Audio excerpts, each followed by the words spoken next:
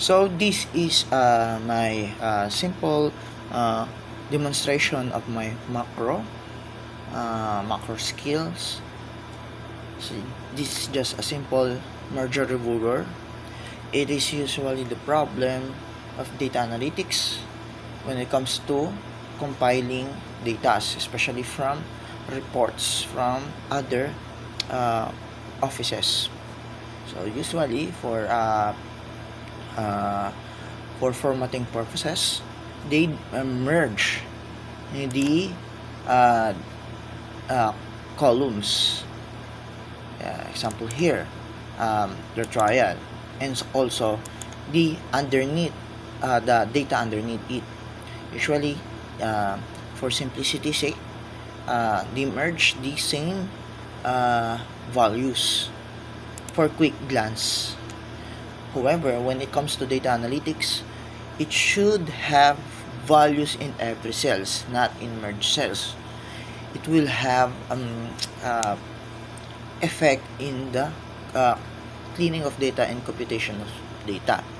It will be tedious for data analysts for them to just unmerge. For example, I will unmerge it and copy paste the values. It will be tedious for them. So for that, I make a simple macro functions. So let me demonstrate it to you. My macro functions is here. So I called it merge killer. You can assign shortcut keys. So for me, it's Control Shift F. So but I need to select first, not this select, but the way I select this is by coloring the cells. So I choose the yellow as the identifier for the functions to stop, where to stop. So when I press okay, I already color it with yellow. When I Control Shift F, as you can see, the merge was removed,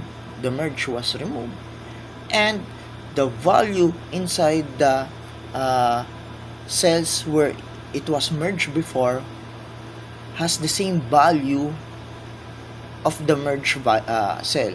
You got me?